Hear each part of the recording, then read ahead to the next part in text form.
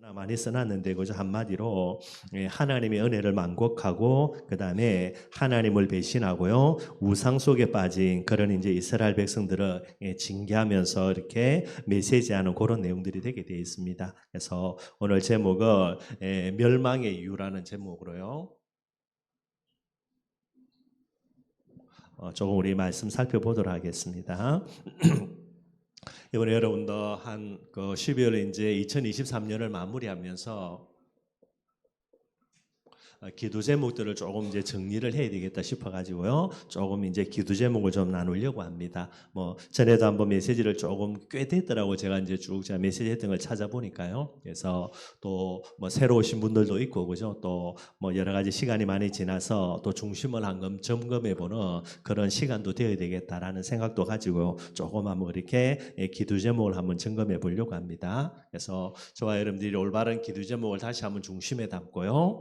2024년에 로마를 향해서 한 걸음씩 전진해 가야 되는데 제일 핵심되는 거 기도의 비밀이 되죠. 그리고 우리가 베드로를 갱신시키는 말씀 쭉 살펴보면서 마지막 갱신이 바로 기도 갱신인 거예요. 그래서 요 비밀들을 꼭 마음속에 회복하고요. 2024년에 또 우리가 세계복음화의 축복 강답들을 누려나가기를 바라겠습니다. 신앙생활의 여러분들 가장 근본이 뭐냐? 그게 은혜 받는 거예요. 우리가 말씀 잘 알고 있는 거죠. 너희가 그 은혜를 인하여 믿음으로 말미암아 구원을 얻었다. 이렇게 이야기하고 있습니다. 그래서 가장 중요한 거 결국은 이제 은혜라는 부분들이고요. 그래서 사람을 가리켜서 뭐라고 이야기할 수 있냐? 뭐 창세기 1장 27절 28절에 영적인 존재죠. 영적인 존재의 특징입니다. 은혜적인 존재라는 게 저와 여러분들 뭐 뻔한 겁니다, 여러분들. 사람이 대단한 것처럼 보이고요. 어마어마한 것처럼 보이죠. 근데 영적으로는 얼마나 부족하고 연약한지 몰라요. 그래서 은혜적인 존재란 말은 은혜 받는 대로 뭐가 결정됩니까? 우리 인생 결정됩니다, 여러분들. 별것 아닌 것처럼 보이는데 여기에 계속 은혜 받는다. 그게 결국은 우리 인생을 완전히 좌지우지하는 그런 중요한 부분들이 되게 되는 거예요. 그래서 두 가지 은혜 간단하게 말씀을 드렸죠. 사단이 주는 은혜가 있고요. 하나님이 주시는 은혜가 있습니다, 여러분들. 사단이 주는 은혜는 뻔하겠죠. 육신적이고 그 다음에 세속적이고 쾌락적인 은혜 뭐 두말할 필요가 없는 겁니다. 그리고 잠깐이겠고요. 반대로 하나님이 주시는 은혜는 영적인 은혜, 영원한 은혜, 하늘의 은혜 이런 부분들이 되게 되어 있고요. 우리가 잘 알고 있는 대로 하와가 여러분들 사단과 쭉 그렇게 이제 뭐 이렇게 교제하면서요. 이제 결국은 은혜 받았는데 뭐에 은혜 받냐? 선악과를 두고 계속해서 은혜 받은 게 무섭게 되죠. 결국은 선악과 따먹고요. 남편이 아담에게도 주게 되어서 창세기 3장 문제가 시작되는 그런 부분들이 됩니다. 소돔과 고모라 늘 은혜 받았던 롯이죠. 결정적인 부분들이 온다니까요. 그래서 소돔과 고모라를 선택하는데 얼마 있지 않아 가지고요 완전히 멸망당하고요 뭐 자녀들뿐만 아닙니다 뭐 아내까지 너무나 비참하게 되고요 돈에 늘 은혜 받았던 가룟 유다입니다. 나중에 예수님을 십자가에 못 박는 데에 그 돈 얼마 안 되는 거죠. 은 30 받고 예수님을 팔아먹는 그런 이제 어마어마한 죄를 짓게 되어지고요. 뭐에 은혜 받느냐입니다, 여러분들. 사단이 주는 은혜에 계속해서 받다 보니까 결국은 마귀의 종로로 돼가지고요. 본인뿐만 아닙니다. 온 가정 가문을 멸망으로 끌고 가는 그런 이제 일들이 일어나게 돼 있고요. 반대로 성경에 나와 있는 많은 믿음의 선진들은 하나님이 주신 은혜를 진짜 받았죠. 노아 같은 경우에 오죠. 계속 은혜 받으니까 결국은 뭐 하게 됩니까? 120년을 방주를 지을 수 있게 되어지는 거예요. 어떻게 그 노인네가 그 어마어마한 산꼭대기에 그 어마어마한 방주를 짓냐라고 이야기하겠지만 은혜 받으면 됩니다, 여러분들. 세계복음화를 어떻게 하느냐? 은혜 받아야 됩니다. 은혜 안 받으면 안 되게 되니까요. 뿐만 아니죠. 갈렙도 마찬가지입니다. 계속해서 은혜 받은 거예요. 그러다가 은혜를 넘어섰죠. 뭐가 쌓입니까? 한이 딱 쌓여지는 거예요. 저와 여러분들 진정한 전도제자는 은혜를 넘어서 뭐가 되는 겁니까? 여기에 한이 딱 갇혀지게 되어 있습니다. 그래서 나중에 가나안 땅을 분배할 때에 갈렙이 요수아에게 이야기하죠. 그거 내한테 주라는 거예요. 그래서 믿음의 고백대로요, 결국은 안악 산지를 정복하게 됩니다. 뭐 바울도 마찬가지죠, 여러분들. 얼마 전에 이제 우리가 사도행전 다 마무리했고요, 그죠? 거기에 내용 보면 여러분들 이게 얼마나 바울이 로마를 향해서 도전합니까? 옛날에 그냥 간단하게 읽었는데 요번에 쭉 읽어보면서 여러분들 바울이 지금 이제 예루살렘에 내려가가지고 잡혀지게 되죠. 거기서 여러분들 최소한 몇 년이냐, 2년이 넘게 동안에 거기 갇혀 있어요. 하루 이틀이 아니라니까 여러분들. 내가 로마를 가야 되겠구나. 어떻게 가야 되죠? 답이 없으니까. 그래서 죄수라는 신분으로라고 해서까지 해서라도 내가 로마에 가야 되겠구나. 얼마나 귀한 응답이에요. 그래가지고 이제 예루살렘에 내려가자마자 잡히죠. 잡혀가지고 여러분도 재판 빨리빨리 진행돼가지고 뭐 죄수로 신분을 해서 로마 가면 좋은데 이게 세월아 내월아 여러분들. 하루 이틀도 아니고. 그 여러분들 바울이 예루살렘에 내려가가지고 여러분들 하루 이틀 보내는 이게 여러분들 그죠? 거기에 내려가지 않았으면은 얼마나 많은 시간 동안에 많은 역사와 응답을 일으키면서 하나님께 쓰임 받겠어요. 그러는 중에 이게 다 올 서독되고 본인의 선택에서 내려갔는데 이게 할렐루야 하면은 그는요 하루 이틀 한 달 두 달 뭐 두 해 그죠? 이 얼마나 많은 시간이에요. 그런데 그 어마어마한 시간을 이제 사도 바울이 그런 이제 자유의 몸이 아닌 그런 부분들 속에서 얽매여 있는데도요, 우리 같으면 씩씩거리고 난리 날 텐데 끝까지 도전합니다, 여러분들. 참 그걸 보면서 참 여러 가지 부분들을 많이 느껴지게 되더라고요. 계속해서 로마를 향해서 은혜 받았던 바울이죠. 결국은 세계복음화라는 이런 응답 속으로 들어가지게 되게 되는 거예요. 그래서 항상 저와 여러분들 꼭 좀 생각을 해야 되겠고요. 그 다음에 은혜의 원리가 있다 뭐 계속 설명을 한 거니까요. 그죠? 고린도후서 9장 8절입니다.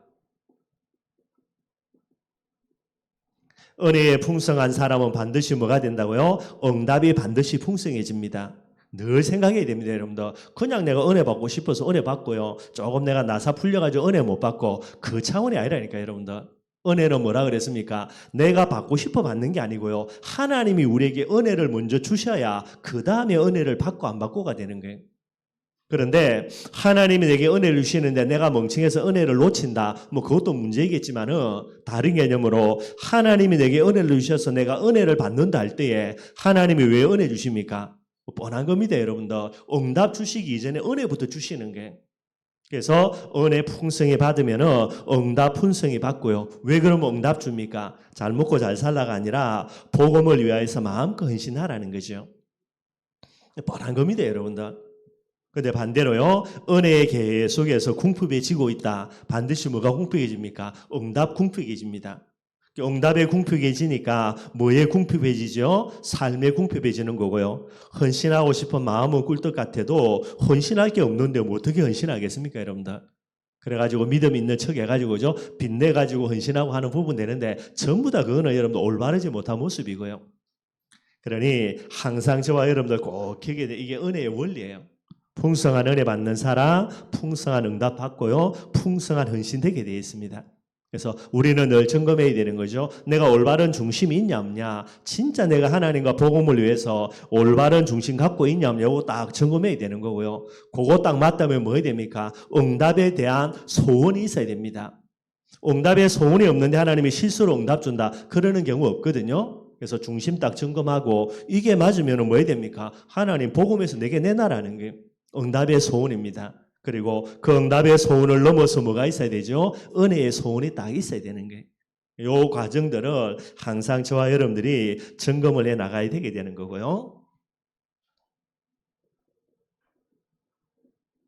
그래서 이제 한 해를 마무리하면서 꼭 한번 점검해 보고요, 그죠? 올 한 해를 쭉 돌아보면서 나는 진짜 은혜 받고 있었는가? 그거 한번 점검해 보고요.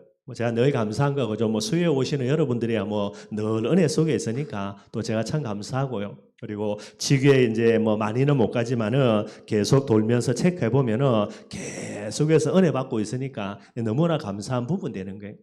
제가 참 감사한 것 중에 하나입니다, 여러분들. 제가 모자라가지고 부족한 부분들도 많이 있는데도 어쨌거나 하나님의 음성이라고 듣고 늘 은혜 받고 이것 갖고 포럼하고 기도하는 게 얼마나 감사한지 모르고요.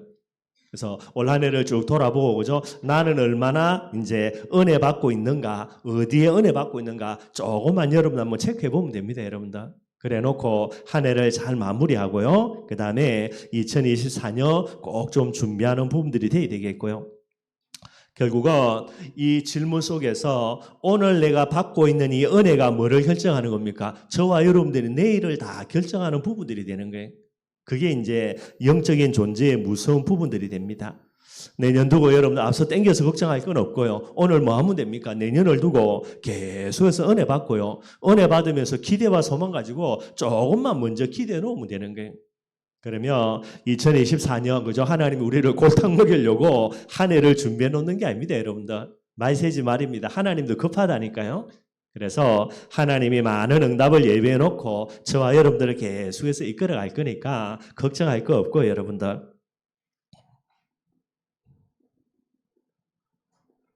뭐 뻔한 내용이겠죠, 여러분들. 그죠? 우리가 은혜를 받아야 사는데 은혜의 수단이 뭔가라는 거예요. 신학자들이 이야기합니다. 이제 조직 신학에 보면은 은혜의 수단은 두 가지 있다. 한 가지는 하나님의 말씀, 또 다른 한 가지는요 성례라 그래요. 천주교에는 칠성례라 그럽니다. 뭐 복잡하게 여러 가지가 많이 있는데 우리 이제 개신교에서는 성례는 두 가지밖에 없어요. 성찬예식하고 그다음에 세례식하고 두 가지밖에 없죠. 근데 주일날도 말씀드렸지만 여러분들 그죠? 믿음이라는 부분들을 우리 마음속에 갖게 하는 것은 뭐밖에 없습니까? 성경 말씀밖에 없어요. 아무리 세례 받는다고 없는 믿음이 생기지 않는다니까요. 그죠? 떡 먹고 그죠? 잠 받고 아무리 성찬예식 해도 없는 믿음이 생겨질 수는 없는 거예요. 믿음이 우리에게 가져지게 하는 것은 뭐밖에 없습니까? 말씀밖에 없다니까. 그런데 믿음이 우리에게 갖춰진 상태에서 이 믿음을 강화시키는 데 좋은 거 참 성찬예식도 훌륭하고요. 그 다음에 세례식도 우리의 믿음을 더욱더 강하게 만드는 중요한 그런 요소는 되게 됩니다. 이걸 뭐 우리 마음대로 하는 건 아니고요. 그죠? 예수님이 성찬예식은 직접 예수님께서 명령하신 부분들이 되는 거고요. 세례식이라는 거는 모든 성도들 앞에 이제 신앙 고백하는 거니까 세례를 받게 되게 되는 거예요. 그런데 더욱더 중요한 거 말씀입니다. 말씀은 믿음을 갖게 할 뿐만 아니라 믿음을 강화시키는 가장 중요한 비밀이 되는 거예요.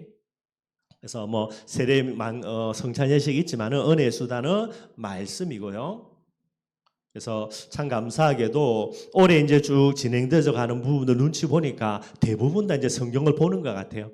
아직도 안 보는 분들도 있을 수 있겠지만은 전체적인 전반적인 분위기는 매일매일 우리가 이제 교회에 이제 이렇게 카톡에 올려주는 성경을 나름대로 보려고 하고요. 뭐 저도 뭐 이게도 뭐 좀 빠질 때 있는데 계속해서 보아 나가고 있습니다. 참 좋은 부분 같고요. 그래서 반드시 여러분들 그죠? 성경 말씀 읽어야 돼요. 뭐 요번에도 보니까 뭐 이렇게 집사람에게 갑자기 뭐 문자 왔는데 보니까 뭐 다락방이 이단이다 이래가지고 또 뭐 이렇게 공격하는 사람들이 많더라고요. 그래서 그 사람들이 다락방 이단인 거 이거 이제 뭐 상담해주는 이것 가지고 뭐가 올라온 게 뭐 잠깐 두게 뭐 카톡 비슷하게 한번 날라온 것 같아요. 그게 그 사람의 이제 말이 걸작인데 지금까지는 신천지 상담하는 사람 많았는데 최근에 들어가지고 여러분들 다락방 이단이고 상담하는 사람들이 의외로 많아졌다라는 게. 그래서 이런 부분들도 많이 있어지고요. 그 사람이 공격하는 게 뭐냐? 다락방 왜 이단이냐? 성경 안 본다는 거예요. 성경 안 보고 유광수 목사님의 메시지만 듣고 그것만 주양상 은혜 받고 그것만 갖고 떠든다 이렇게 이야기하는 거예요. 그 말은 틀린 말, 이게 뭡니까? 성경 말씀을 안 보고 다른 것만 강조하면 그건 잘못된 거 맞습니다, 여러분들. 그래서 이런 게 우리가 없는 건 아닌데 그죠? 조금 그래도 비난할 수 있는 소지가 뭐 조금 있다라고는 봐야 되겠고요. 그래서 여러분들 우리는 계속해서 뭐 해야 됩니까? 성경 말씀 진짜 보아 나가야 되고요. 그래서 말씀이라는 부분들이 은혜의 수단이기 때문에 저와 여러분들이 은혜라는 부분을 두고 가장 중요한 부분도 예배라는 겁니다, 여러분들. 그래서 예배가 중요한 거예요. 쉽게 이야기하면 예배에 실패하면 모든 것 실패하고요. 예배에 성공하면 모든 것 성공한다. 그냥 말이 아니라 진짜 그 부분 되는 거예요. 그래서 2024년도도 여러분들 진짜 예배 성공하시고요. 예배 성공하는 정도가 아니라 정말로 말씀에 은혜 받고 그 속으로만 풍성해지면 돼요. 그러면 여러분들의 삶은 반드시 풍성해집니다. 영적인 원리니까요. 그리고 그 응답 가지고 여러분들 마음껏 복음 위에 헌신할 수 있는 그런 축복들 계속해서 누리면 되고요. 그래서 이 은혜라는 부분들의 이제 가장 중요한 내용인데 이 은혜의 발판이 되는 것이 있다 그랬죠. 예배에서 이제 은혜라는 부분들을 두고 말씀을 선포하는 존재가 목회자니까 결국은 목회자와의 관계예요. 참 여러분들 이게 큰 부분들이 많아요. 그래서 뭐 저한테 잘해란 말이 아니고 뭐 저한테 잘할 필요는 없고요. 여러분들 본인을 위해서도 은혜 받아야 되니까. 그래서 목회자의 관계가 올바르게 좋은 부분들 뭐 좋다라는 말도 조금 틀린 거죠. 그죠? 딱 정확하게 이야기하면 목회자와 영적으로 소통되는 딱 그 속에 있어야 돼요. 그러면 뭐 하게 됩니까, 여러분들? 요것만 계속 되어지면 반드시 은혜 받게 됩니다. 영적으로 소통되어 있으니까. 그리고 이게 안 되어져 있으면 여러분들 이제 은혜 받는 부분에 이게 참 큰 걸림돌이 되게 되더라고요. 제가 신앙생활 쭉 해오면서 많은 사람들을 봐왔고요. 무엇으로 영적 소통할 수 있냐? 기도로 영적 소통할 수 있게 되어지는 거예요. 그래서 여러분들이 뭐 제가 부족한 잘 알지만 여러분들도 또 여러분들이 저를 위해서 기도해 주셔가지고 또 지난 시간들 잘 보내온 게 맞고요. 계속해서 기도해 주시기를 부탁을 드리겠습니다, 여러분들. 어찌됐든 간에 주의 종을 통하여서 말씀을 선포하게 하는 거고요. 그것을 통해서 여러분들이 은혜 받는 1차적인 그런 기본 이제 구성이 되어 있는 거예요. 그런데 뭐 제가 마시 가가지고 여러분들 그죠? 이 강단에서 복음은 이야기하지 않고요. 어디 세미나 가가지고 어디 주고 들었던 거 그것 가지고요. 거품 울면서 외친다. 그럼 참 여러분들 뭐 한 번은 그럴 수 있겠죠. 근데 이게 여러분들 매주일마다 반복된다. 이게 여러분들 얼마나 갈등이 되겠어요. 이게 이제 보통 문제가 아니거든요, 여러분들. 그래서 이런 부분들이 일어나서는 안 되는 거고요. 그러니까 여러분들이 저를 위해서 계속해서 올바른 기도 제목 가지고 기도해 주셔야 되고요. 뭐 저도 마찬가지입니다. 제 자신을 놓고 기도해야 되는 거고요. 이 비밀을 통해서 영적으로 소통이 되어지며 강단에서 여러분들 진짜 풍성한 은혜 반드시 받을 수 있게 되어지는 거예요. 그게 교회라는 부분들 여러분들이 예배드리러 온다라고 할 때에 가장 중요한 이유가 됩니다. 다른 이유 없어요, 여러분들. 그래서 제가 늘 이야기하는 거 교회 와서 예배드리는데 은혜 받는 부분에 뭔가가 걸림돌이 된다. 그럼 여러분들 다 내려놔 버리면 돼요. 뭐 다른 거는 중요하지 않으니까. 그래서 항상 이 부분 여러분들이 생각하시면 되게 되고요. 그래서 로마서 16장의 인물들 이 사람들과 바울과의 관계입니다. 영적으로 소통이 되는 거예요. 그래서 바울이 주시는 메시지에 뭐가 됩니까? 베베도 브리스가 부부도 가이오도 가장 은혜 많이 받는 사람들이 되는 거예요. 그러니 그 은혜의 힘을 가지고요. 바울과 교회를 위하여서 마음껏 헌신할 수 있는 이런 축복 속으로 들어가시게 되고요.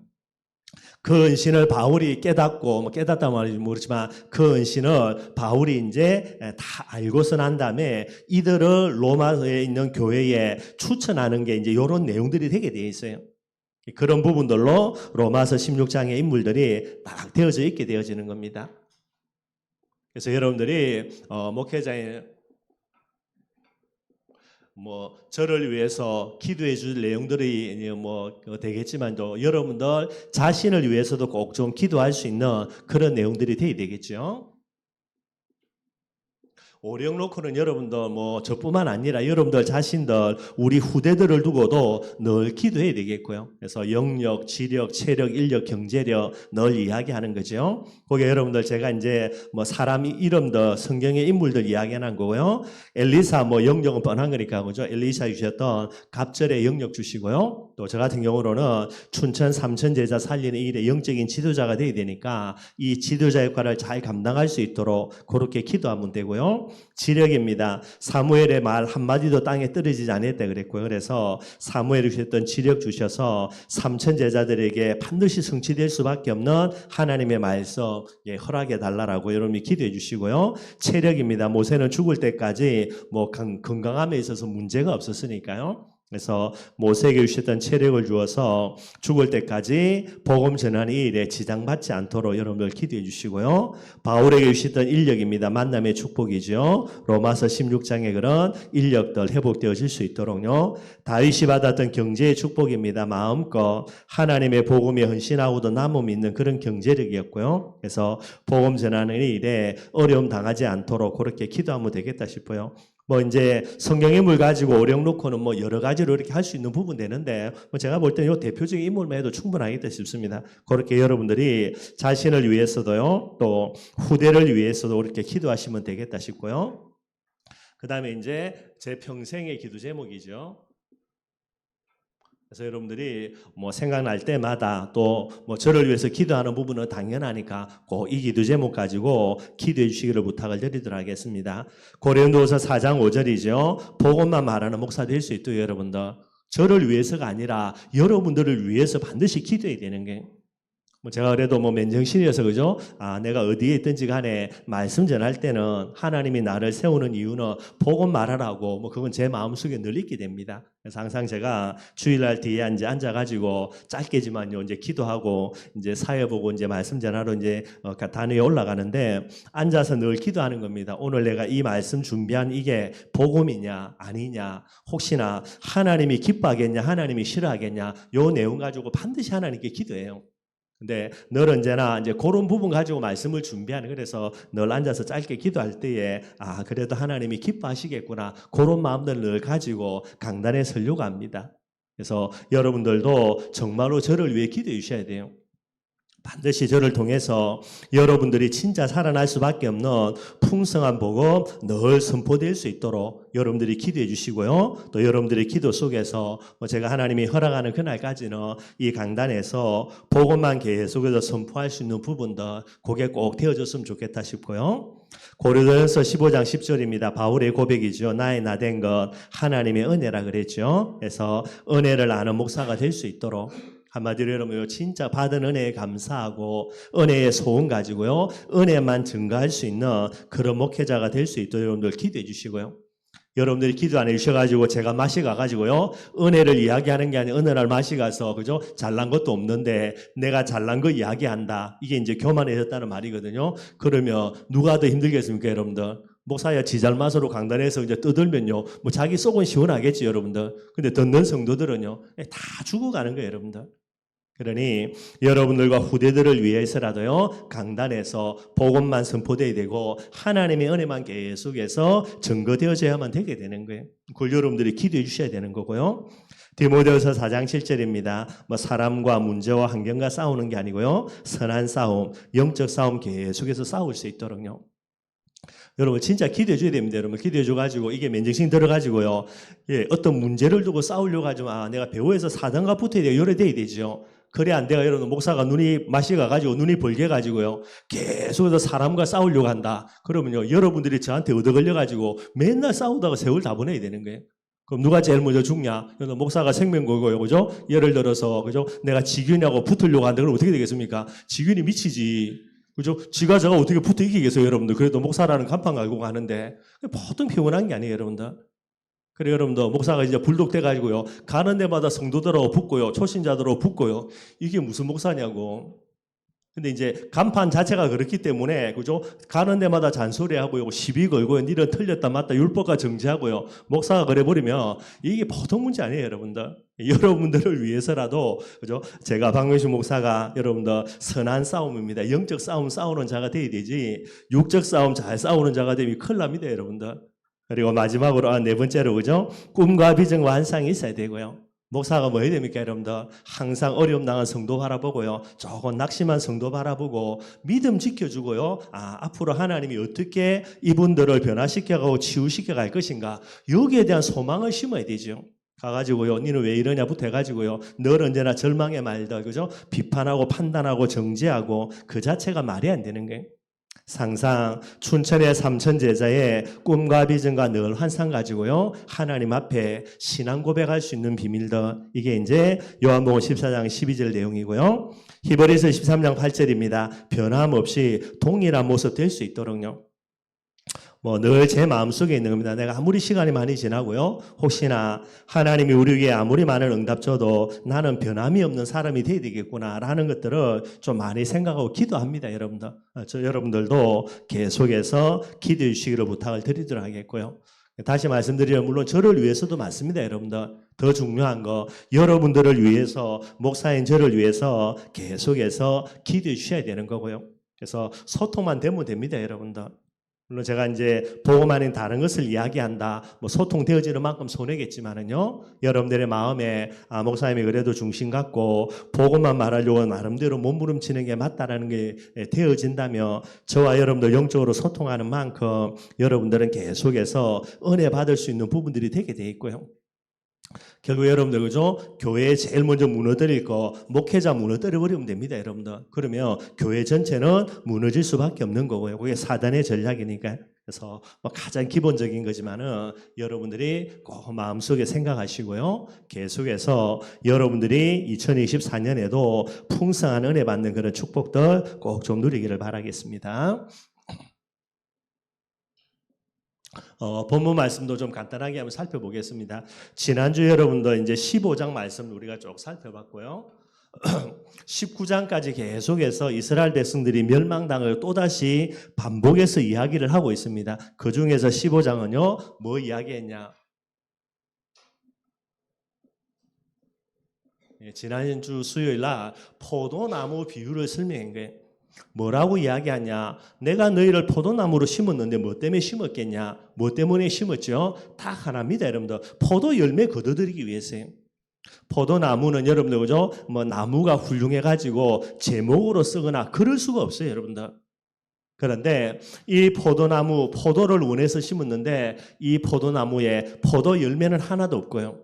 그러니 뭐밖에 안 됩니까? 결국은 이 포도나무를 이제 땔감으로밖에 쓸 수가 없는 부분들을 이야기하는 거예요. 이게 이제 이스라엘의 모습을 이야기합니다.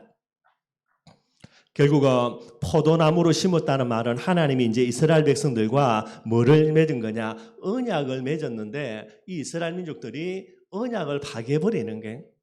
그래서 너희가 죄를 지었다라고 이야기하면서 범죄함, 그죠? 범법했다 그랬는데 그 범법했다라는 이제 히브리의 원뜻이 뭐냐니까 언약을 파괴했다라는 의미가 있고요. 언약을 파괴한다는 말은 또 다른 의미가 있는데 배신했다, 이렇게 이야기를 하고 있습니다.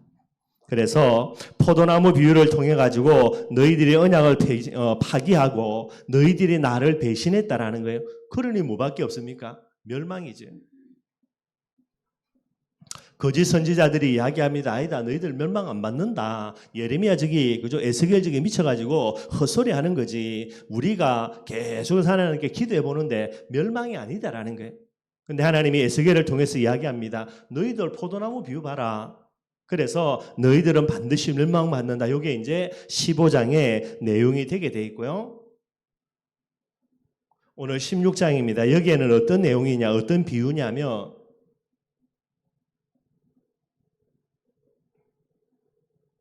음란한 여인 비유, 요게 이제 오늘 16장에 나옵니다. 이게 꽤 여러분들 뭐 이렇게 63절까지 있으니까 많은 내용이 나오고요. 그래서 뭐 다 하려면은 시간이 많으니까 제가 그냥 간단하게 내용만 요약하도록 하겠습니다. 1절부터 14절까지 내용입니다. 여기에 뭐가 나오냐?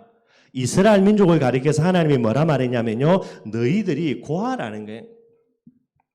그래서 이제 1절부터 쭉 나오는데 4절에서 5절입니다. 4절에 보면요, 내가 난 것을 말하건대 이스라엘을 이야기하는 거죠. 내가 날 때에 내 배꼽줄을 자르지 아니하였고, 태어났는데 배꼽줄을 잘라줄 사람도 없는 거예요. 그리고 너를 물로 씻어 정결하게 하지 아니하였고 내게 소금을 뿌리지 아니하였고 너를 강보로 싸지도 아니하였나니 아무도 너를 돌보아 이 중에 한 가지라도 내게 행하여 너를 불쌍히 여긴 자가 없었으므로 내가 나던 날에 내 몸이 천하게 여겨져 내가 들에 버려졌느니라 그랬습니다. 이스라엘 백성들을 이야기하거든요. 완전 고아라는 게. 어떤 내용이냐? 이스라엘 민족들이 애굽에 여러분들 비참하게 노예 생활하는 거, 그 다음에 광야에 나와가지고요, 그렇게 이제 그 광야 40년 동안 어려움 당할 수밖에, 이런 여러 가지 부분들을 설명을 하면서 여러분들 영적으로 고아와 같은 그런 이제 유다라는 거, 이거 이제 설명을 하는 거예요. 이게 이제 14절까지 첫 번째 부분이고요. 그러면서 그 다음에 보면 여러분들 이런 고아인 유다를 하나님의 은혜로 입양했다라는 거예요. 그리고 이들을 하나님이 친히 양육하셨다. 이게 이제 16장 14절까지 쭉 나오는 내용들이 됩니다. 그래서 6절에 보면요. 16장 6절입니다. 내가 내 곁으로 지나갈 때에 내가 피투성이가 되어 발짓하는 것을 보고요. 버림받았다라는 거죠. 그래서 어릴 때 태어날 때부터 버림받은 고아와 같은 이런 이제 유다를 내가 보고요. 내게 이르기를 너는 피투성이라도 살아있으라. 다시 이르기를 너는 피투성이라도 살아있으라고요. 내가 너를 들의 풀같이 많게 하였더니 내가 크게 자라고 심히 아름다우며 유방이 뚜렷하고 내 머리털이 자랐으나 내가 여전히 벌거벗은 알몸이더라. 하나님이 이 고아의 유다와 이스라엘을 입양해가지고 하나님이 친히 귀하게 양육했다. 이게 이제 6절, 7절 내용이 되게 돼 있는 거예요. 그래서 애굽에서 건져내가지고, 그죠? 그 다음에 광야 40년 동안 하나님이 친히 그들을 인도하시며 이끌어 주신 내용들, 요걸 쭉 설명을 하고 있습니다. 그리고 마지막으로요, 하나님이 이들을 무엇으로 삼았다고요? 왕후로 삼았다라는 게. 그래서 하나님이 입양하고 양육하실 뿐만 이게 이제 영적인 의미거든요. 그 다음에 이 이스라엘 민족을 하나님이 친히 자기의 신부로 삼아서 왕후로 삼았다. 이게 이제 오늘 본문에 나오는 겁니다. 그래서 13절에 보면요. 이와 같이 뭐 쭉 그 내용도 배우고 이와 같이 내가 금으로 은으로 장식하고 하나님이 다 장식해 주신 거죠. 가는 배와 모시와 수놓은 것을 입히며 또 고운 밀가루와 꿀과 기름으로 먹임으로 극히 곱고 형통하여 왕후의 지위에 올랐다라는 게 하나님이 그의 신부로 삼고요. 왕후라는 이런 놀라운 지위에 하나님이 앉혀주셨다라는 게 그래서 이스라엘 백성들 하나님이 가나안 땅으로 데려가서 가나안의 7 족속들을 쫓아내고요. 그 땅을 차지하게 했고요. 그 다음에 뭐 다윗 때겠지만은 하나님이 축복 주셔가지고 그 근동의 모든 나라를 다스릴 수 있는 가장 뛰어난 지위를 그렇게 허락하신 부분들 이걸 이제 이야기를 하게 되는 거예요. 1절부터 14절 내용이 뭡니까 여러분들? 한마디로요. 전적인 하나님의 은혜, 지극한 은혜, 특별한 은혜, 이 은혜를 받은 이스라엘 백성들의 모습을 1절부터 14절까지 이제 비유로 쭉 설명하고 있습니다. 고아와 같은데 그들을 하나님이 직접 입양했어요. 친히 양육해 주시고요. 잘 자라게 해서 하나님이 친히 자기의 신부로 삼고 이 신부인 이스라엘을요 가장 뛰어난 그런 나라로 하나님이 친히 만들어 주신 거예요. 이걸 이제 비유로 쭉 설명을 하고 있습니다. 그런데 이스라엘 백성들이 어떤 모습으로 나아가냐? 15절에서 34절이죠. 특별히 여러분들 15절입니다. 이런 하나님의 은혜로요. 이스라엘 백성들이 세워졌는데 오늘 본문을 읽었던 거죠. 15절입니다. 그러나 내가 내 화려함을 믿고요. 지가 잘나가 화려한 게 아니고 하나님의 은혜로요. 하나님이 이런 화려함의 응답들을 주신 거죠. 근데 그걸 믿고요. 내 명성을 가지고 행음하되 행음이라는 말은 이제 그런 잘못된 관계인데 이걸 우상 숭배를 이야기하는 게 비유니까 그죠? 그래서 이스라엘 백성들의 우상 숭배를 하나님은 여자가 부정한 행위를 하는 그런 이제 음란한 모습으로 설명하고 있습니다. 행음하되 지나가는 모든 자와 더불어 음란을 많이 행함으로 내 몸이 그들의 것이 되도다라는 게 우상 숭배라는 부분들을 이야기합니다. 성경을 쭉 읽어보면 제가 어디 나온지를 기억은 안 나는데 하나님이 탄식하시면서 야 이방 민족들 봐라 애굽 족속들 봐라 쟤들이 만약에 그죠 이스라엘 민족이 강성해져 가지고 이스라엘 민족들이 세지잖아요. 그러면 애굽 사람들요 자기가 섬기는 우상 다 버리고 이스라엘의 우상 하나님을 믿는 애굽 사람들이 있냐? 한 사람도 없거든요. 바벨론이 여러분들 그죠? 약해졌을 때에 그들보다 훨씬 강한 나라가 아수르 아닙니까? 이 아수르의 신을 가져와 가지고 자기들이 나라의 민족으로 섬기는 경우가 있냐? 없다니까 여러분들. 진짜 그래요. 근데 이 이스라엘 민족은요. 조금만 짓뜻대로 안 된다고요. 바벨론의 신 가져오고 애굽의 신 가져오고 아수르의 신 가져오고요. 뭐 옆에 암몬의 신 가져오고 블레셋의 신 가져오고 하나님이 이걸 이야기한 게 여러분들. 도대체 이게 어떻게 나라인지 모르는 게 그래서 이런 우상 숭배를 오늘 하나님이 이제 지적하고 있는 부분들입니다. 우상 숭배고요. 이제 영적으로 음란이라는 부분들로 이렇게 이제 설명을 하고 있어요. 어느 정도까지 우상 숭배하냐 뭐 쭉 보면 나와 있고 여러분들 특별히 22절입니다. 오늘 22절에 보니까 내가 어렸을 때에 벌거벗은 몸이었으며 피투성이가 되어서 22절이 아니구나. 그 앞이구나. 예, 죄송합니다. 제가 깜빡했습니다. 예, 21절과 20절입니다. 여기 보니까 여러분들 그죠? 자녀들을 우상 제물로 바치는 거. 요걸 가지고 여러분들 몰렉이라 그러거든요. 몰렉이라는 우상을 섬기는 그런 이제 우상 숭배하는 게 있는데 여기에는 뭐를 드리냐? 자녀들을 여러분들 인신공양으로 바치는 거예요. 하나님의 택한 그런 선물로 주신 자녀들까지도 이 우상 숭배에 이게 바치는 그런 잘못된 그런 이제 악한 모습들을 하나님이 이제 이야기하고 있는 겁니다. 하나님의 은혜로 이런 응답을 받아놓고요. 이 응답을 가지고 하나님을 떠나서 우상 숭배하는데 자녀들까지도 우상에게 바치는 일들요. 20절 읽어보면 또 내가 나를 위하여 낳은 내 자녀를 그들에게 데리고 가서 드려 제물로 삼아 불살랐느니라. 내가 내 음행을 작은 일로 여겨. 이런 일들요. 21절 나의 자녀들을 죽여 우상에게 넘겨 불 가운데로 지나가게 하였느냐. 대표적인 사람이 이제 므낫세 왕입니다. 므낫세 왕이 자기 자녀들을요 우상 제물에 그런 이제 인신공양으로 바치는 이런 일들도 일어나고 있고요. 이게 여러분들 결국은 이스라엘 백성들이 멸망당할 수밖에 없는 제일 중요한 이유가 되게 되는 거예요. 그러면서 이야기하죠. 그럼 왜 이런 일이 일어났냐? 이렇게 이런 은혜를 받아놓고 왜 우상 숭배하는 잘못된 그런 일들을 행하냐? 이게 22절이에요. 22절에 보면 내가 어렸을 때에 벌거벗은 몸이었는데 피투성이가 되어서 발짓 닿은 것을 기억하지 아니하고요. 뭐 했다고요? 여러분들 은혜 망각.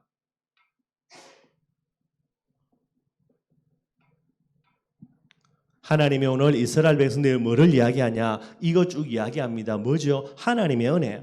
하나님의 은혜로 출애굽한 거고요. 하나님의 은혜로 광야 40년 지나온 거고요. 하나님의 은혜로 가나안 땅 정복한 거예요. 잘나서 전혀 아닙니다, 여러분들. 그런데 이 은혜를 뭐했다? 망각해버렸다.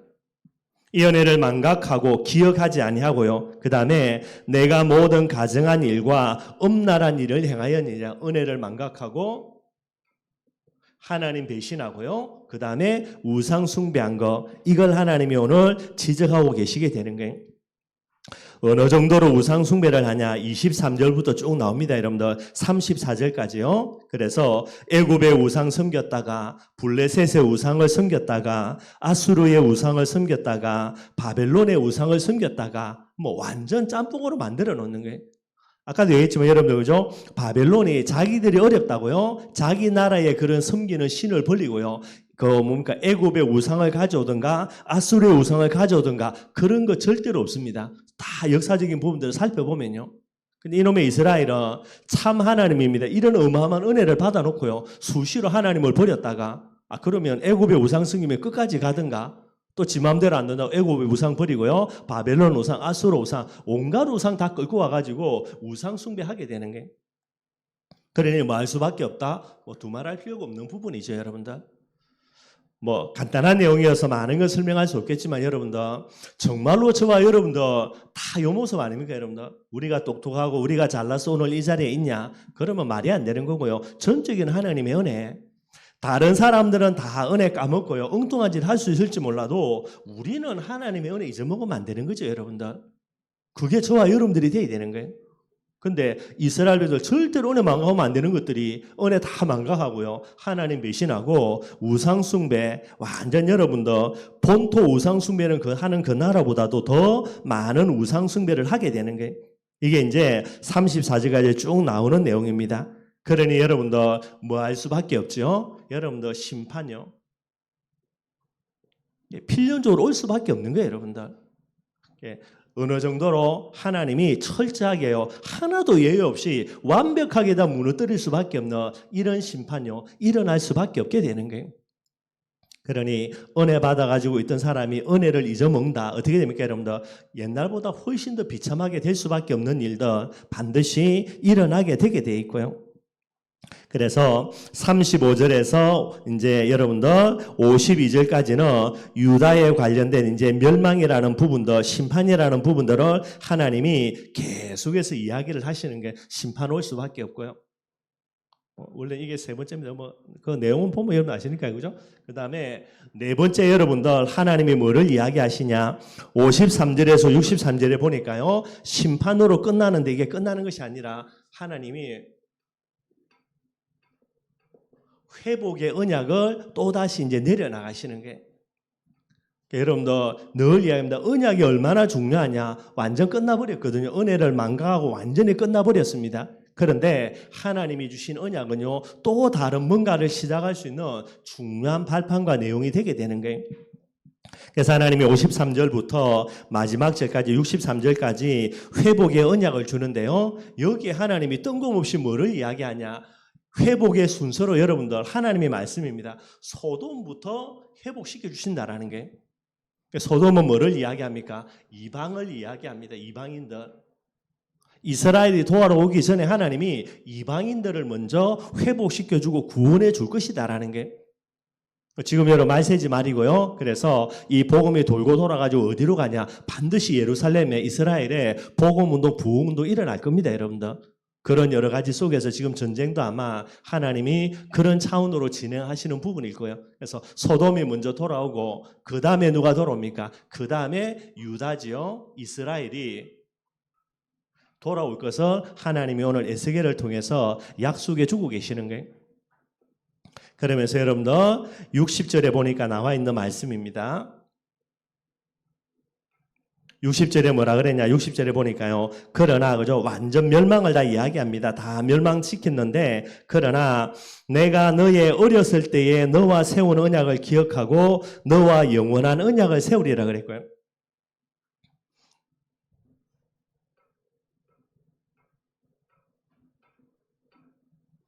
어렸을 때의 언약을 하나님이 기억한다라. 이게 여러분들 시내산 언약입니다. 시내 언약. 모세를 통하여서 이스라엘 백성들과 맺었던 시내산 언약을 기억하고요. 언약 때문에 하나님이 많은 은혜로 응답을 주셨는데 이 은혜 망각하고 하나님 배신하고 이들이 언약을 전부 다 파기를 다 해버렸죠. 그럼 게임 끝나야 되는데요. 그 결과로 이스라엘 백성들을 멸망시키지만은 하나님이 이 언약 기억하고요. 그 멸망이라는 부분들 속에서 남은 자 반드시 준비해 놓는 거예요. 그렇게 해서 그들을 회복시켜 주시겠다 이렇게 이야기합니다. 여러분들 언약은 진짜 영원한 겁니다. 절대 진리입니다, 여러분들. 그래서 우리가 언약 잡으면 결국은 언약대로 된다는 말이 그 말이에요. 그리고 그 다음에 이야기합니다. 뭐라고 이야기합니까? 그죠? 60절에 어렸을 때 언약을 기억하고요. 그 다음에 뭐를 한다? 영원한 언약을 세운다는 거예요. 영원한 언약이 뭡니까, 여러분들? 신약 시대에 그리스도를 통해서 이루어지는 복음이죠. 이 언약을 이야기하게 되는 거예요. 그래서 하나님이 영원한 언약이라는 부분들 속에서 그 결과물로 세운 그 결과물로 오늘 저와 여러분들이 있게 되게 되는 거예요. 그래서 오늘 내가 이 자리에 있다. 우리가 잘나서 그런 게 아니라 여러분들 신의 언약은 이스라엘 민족을 향한 언약이고요. 그래서 결국은 이스라엘이 구원 속으로 복음 속으로 들어오게 되게 돼 있고요. 그 다음에 오늘 저와 여러분들 이방인의 속에서 일어나는 이런 많은 응답들은 오늘 이야기하는 영원한 언약입니다. 이 속에서 주어지는 그런 응답의 열매들로요. 저와 여러분들이 이 자리에 있게 되어지는 거예요. 뭐 간단한 부분들이고요. 결론으로 늘 제가 이야기하는 겁니다. 저와 여러분들은 전도 제자고요. 전도 제자는 어떤 사람입니까, 여러분들? 반드시 은혜의 사람이에요. 오늘 하나님이 이스라엘 백성들의 멸망 원인을 이야기합니다. 뭐 때문입니까? 근본적인 원인은 우상 숭배예요. 그런데 왜 우상 숭배를 한 부분들을 이야기하면서 하나님 말하는 겁니까? 너희들이 은혜를 망각했다라는 거예요. 저와 여러분들은 어떤 응답을 받아도 은혜를 기억할 수 있는 사람이 되어야 되고요. 어떤 어려움 속에 있더라 하더라도 우리는 뭐 해야 됩니까? 은혜를 잊지 말고 은혜를 기억하는 은혜의 사람이 되어야 되는 거예요. 뭐 인지상정했죠, 여러분들. 그죠?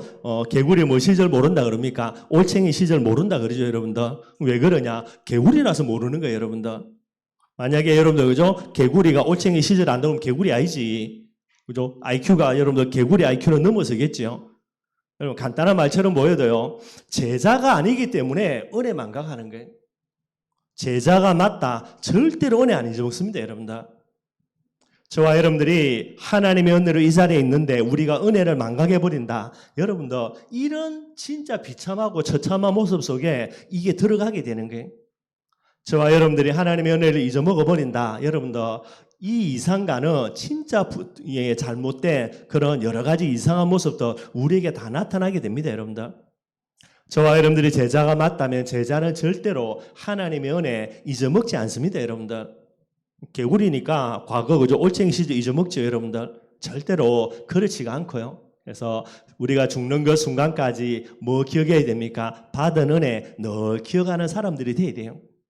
다시 말씀드리지만은 저와 여러분들이 받은 은혜는 뭡니까? 그리스도의 은혜고요. 임마누엘의 은혜고요. 세계복음의 은혜 이미 받은 은혜예요. 앞으로 하나님 우리에게 많은 은혜와 응답을 주시겠지만은 그거 없더라도 앞으로 지금부터 죽을 때까지 은혜 전혀 받지 못한다 하더라도 우리는 뭐만으로요? 받은 은혜만으로도 충분히 감사할 수 있는 사람 진짜 돼야 돼요, 여러분들. 우리가 받은 은혜, 여러분들 상상할 수 없는 은혜입니다, 여러분들. 이런 상상할 수 없는 귀한 은혜를 받고서도요, 이걸 잊어먹은 이스라엘 백성들, 저와 여러분들은 영원한 그런 영적인 이스라엘로 부름받았기 때문에 반드시 이 부분 돼야 되고요. 그래서 목사인 제부터가 뭐 해야 됩니까? 은혜의 사람 돼야 되죠, 여러분들. 목사가 강단에 서가지고 하나님의 은혜 이야기하지 않고요, 내 잘난 거 이야기한다. 그러면 그 은혜 받아가지고 모든 성도들이 그죠? 전부 다 지잘남 하세요. 지잘나고도 늘 거고요. 그러면 여러분 그 교회가 될 수가 없는 거죠. 왜 많은 교회들이 치고받고 전문적으로 싸우냐? 목사도 지잘난 맛에, 장로도 지잘난 맛에, 안수집사도 지잘난 맛에요. 성도도 지잘난 맛에. 그러니 매일 치고받고 싸우는 거지. 교회는 그런 곳이 아니잖아요, 여러분들. 반드시 은혜의 사람 돼야 되고요. 하나님이 우리에게 주신 은혜 중에 최고의 은혜가 뭡니까, 여러분들? 그게 언약이라. 그래서 뭐한 사람 돼야 되냐? 언약의 사람 돼야 돼요. 은혜를 망각하고 뭐 해버린 겁니까? 배신했다. 뭐 배신하죠? 언약 파괴해버린 거예요. 저와 여러분들에게 하시는 언약입니다. 뭐죠? 그리스도, 임마누엘, 세계복음화입니다. 이거 언약이라니까요. 이게 뭐가 돼야 됩니까? 절대 진리가 돼야 돼요. 세상에 그 어떤 진리 있다 하더라도요, 그 이상 가는 진리가 뭐가 돼야 됩니까? 그게 언약이에요. 저와 여러분들에게 하나님의 은혜를 주신다. 어떤 은혜입니까, 여러분들? 그리스도, 예수가 그리스도 이 은혜 주신다니까요. 다른 은혜 필요도 없고 이 은혜가 전부 다라. 성령 하나님이 지금도 내 안에 나와 함께 계신다. 이거보다 더 큰 은혜가 어디 있습니까? 이게 언약인데 모자라는 나를 세계복음화의 주역으로 하나님이 사용하시다가 천국으로 우리를 인도한다라는 거, 이 언약인데, 근데 여러분들 이 언약은 팽개쳐버리고요, 다른 게 진리가 된다. 지금 내 앞에 놓여 있는 질병이 진리가 되고요, 지금 내 앞에 놓여 있는 상처가 문제가 진리게 된다. 그거는 아니지, 여러분들. 그래서 우리는 뭐 해야 된다? 어떤 문제와 사건 앞에서도 뭐 하는 겁니까? 언약을 절대 진리로 붙들고요, 끝까지 가는 거예요, 여러분들. 언약의 사람. 세상에 많은 사람들 언약을 진리로 안 붙듭니다, 여러분들. 그러니 여러분들 결국은 하나님의 축복과 응답 속에서 결국은 무리로 갈 수밖에 없게 되는 거고요. 제자는 은혜의 사람, 언약의 사람 반드시 돼야 되고요. 그리고 언약의 사람이라는 부분들을 이야기하면서 언약의 특징이 뭡니까? 언약이 뭐죠? 언약은 복음이라. 저와 여러분들은 복음의 사람이라는 거예요. 물론 그리스도 임마누엘 세계복음화 이야기하는데 그게 아니라 여러분들 복음이 뭡니까? 복된 소식이라. 여호와를 기뻐하는 것이 뭐 돼야 됩니까? 우리의 힘이 돼야 된다니까요. 하나님의 은혜 중에 최고의 은혜는 언약. 이 언약의 특징이 뭡니까? 복음이 돼야 되지. 저와 여러분들 반드시요, 그리스도가 내게 기쁜 소식이 안 되면 반드시 다른 걸 찾아갑니다. 어쩔 수 없다니까요. 다시 이야기하지만 저와 여러분들에게 죽음의 문제가 온다 칩시다. 그죠? 그래서 뭐 죽을 병 걸려가지고 죽는다 쳐요. 근데 뭐만 되면 됩니까? 그리스도가 최고의 기쁜 소식만 되면요, 다른 걸 찾아 안 가요. 아, 지금 내가 죽을 병에 걸렸는데 아니라니까, 여러분들. 죽을 병에 걸려도 예수가 그리스도라는 복음이 내게 기쁜 소식이 안 되기 때문에요. 아무것도 아닌 문제인데도, 그죠? 별 것도 아닌 건데도 이게 기쁨이 안 되니까 결국은 엉뚱한 데로 다른 데 가게 되는 거예요. 항상 그런 거예요, 여러분들. 저와 여러분들 죽을 때까지 이 모습 늘 가지고 있어야 되는 거고요. 그리고 복음의 가장 중요한 특징이 뭡니까? 오늘 영원한 언약 그랬죠? 지속의 사랑. 요 내용들요, 여러분들. 그래서 뭐 제가 모자란 거 알고 있기 때문에 저를 위해서 여러분들이 이 내용들 가지고 기도해 주셨으면 좋겠고요. 또 저도 여러분들을 위해서 이런 모습으로 기도되어지고요. 그래서 우리 춘천 임마누엘 교회가 주님 오시는 그날까지 은혜의 사람들이 모여서 은혜만 자랑하는 교회, 어떤 문제와 사건이 있어도요 언약을 절대 진리로 고백하는 교회, 그리고 이 언약을 무엇으로요? 가장 기쁜 소식으로 복음 때문에 기뻐하고 복음을 위해서 기뻐하는 그런 교회. 그리고 우리가 다 모자라지만 여러분 다른 거는 못해도 요거 하나는 가능하겠죠 여러분들. 주님 오시는 그날까지 요거는 지속하는 교회. 그러면 됩니다 여러분들. 아무리 잘 먹고 잘 살아도 여러분들 그죠? 결국은 하루에 세 끼고요. 죽으면 어디 가는 겁니까? 특별한 데 가는 게 아니라 천국 갑니다 여러분들. 이미 딱 결론은 정해져 있으니까. 그럼 중간 과정이거든요. 하다가 이것만 하면 안 되겠습니까 여러분들? 그래서 하나님이 이 부분들 기뻐하셔서 우리에게 응답 주시며 더욱더 하나님 찬양하면 되고요. 그리고 삼천제자 우리에게 붙여주시면 이것 가지고 아직 계속해서 복음운동 벌려나가고요. 생명운동 벌려나가면 되게 되는 거고요. 우리 교회의 기도 제목도 되겠지만은 저와 여러분들도 기도 제목이 돼야 되겠고요. 그래서 지금 일어나는 여러 가지 일들을 보면서 이 메시지 말에 하나님이 누구를 찾으실까 다시 한번 돌아보고 여러분들 하나님이 진짜 찾으시는 원하시는 그런 자들 저와 여러분들이 되기를 주님의 이름으로 축원드리겠습니다. 우리의 말씀 생각하면서 찬송가 310장 찬양하겠습니다.